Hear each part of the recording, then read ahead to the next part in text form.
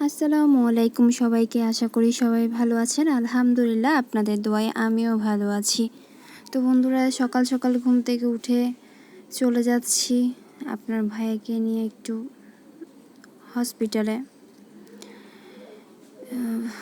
এই যে আপনার ভাইয়া গাড়ি চালাচ্ছে, গাড়ি নিয়ে বের হয়ে গেলাম।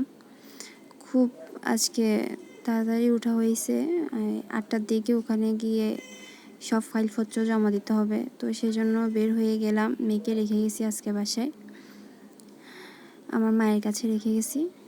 এই যে আপনার ভাইয়া আর আমি যাচ্ছি। কথা বলতে বলতে প্রায় খুব কাছাকাছি চলে আসছি হসপিটালটা। আর এই হসপিটালটা হয়তো আপনারা অনেকেই চিনেন। কি বলবো এই হসপিটালটার কথা, সত্যি ওদের বিহেভিয়ারগুলো অনেক ভালো, অনেক ভালো।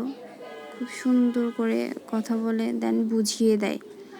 তো প্রত্যেকটা হসপিটালে যদি এমনটা হতো তাহলে আমাদের মতো সাধারণ মানুষকে আর এত বিভ্রান্তিতে পড়তে হতো না। ওই যে নিশ্চয়ই কিছু একটা দেখতে পাচ্ছেন, আমরা হসপিটালটার খুব কাছাকাছি। এতক্ষণ হয়তো সবারই ধারণা হয়ে গেছে আমরা কোন হসপিটালটাতে যাচ্ছি। হ্যাঁ, একদম ঠিকই ধরেছেন, আমরা চলে আসছি ইবনে সিনাতে। এখানে ডক্টরকে দেখাচ্ছিলাম আপনার ভাইয়াকে, অনেক একটু প্রবলেমের হচ্ছে লিভারের। তো প্লিজ আপনারা সবাই একটু দোয়া করবেন আপনাদের ভাইয়ার জন্য, তিনি যেন খুব তাড়াতাড়ি সুস্থ হয়ে যায়। এই যে আপনার ভাইয়া গাড়ি থেকে নেমে আমরা দুজন এখন চলে যাচ্ছি হসপিটালের ভিতর। যেহেতু পরীক্ষাটা করাতে যাব, ওইটা দোতলায় ছিল, তাই আর লিফট ব্যবহার করি না। টুকু করে আমরা হাজব্যান্ড ওয়াইফ উঠে গেলাম সিঁড়ি দিয়ে। দেন সে সব কাগজপত্র রিসেপশনে জমা দিতে গেছে, আমাদের সাথে কথা বলতেছে। এই যে আমি তার জন্য অপেক্ষা করতেছি, তাকে পরীক্ষা করানোর জন্য রুমে ঢুকানো হয়েছে। খুব টেনশন লাগতেছিল তার জন্য।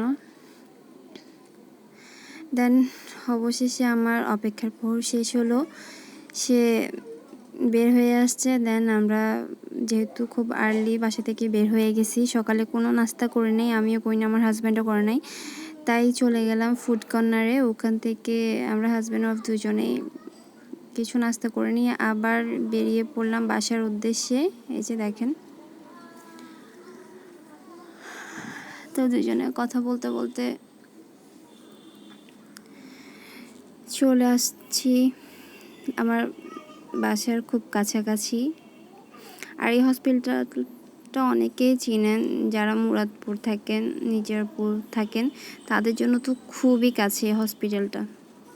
এই যে অবশেষে বাসায় ফিরে আসলাম সহি সালামতে।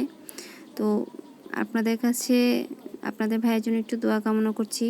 দেন আজকের মতো ভিডিওটা আমি এখানে শেষ করি। সবাই ভালো থাকবেন, সুস্থ থাকবেন। আল্লাহ হাফেজ। আর অবশ্যই আমার ভিডিওটি ভালো লাগলে সাবস্ক্রাইব করে পাশে থাকবেন।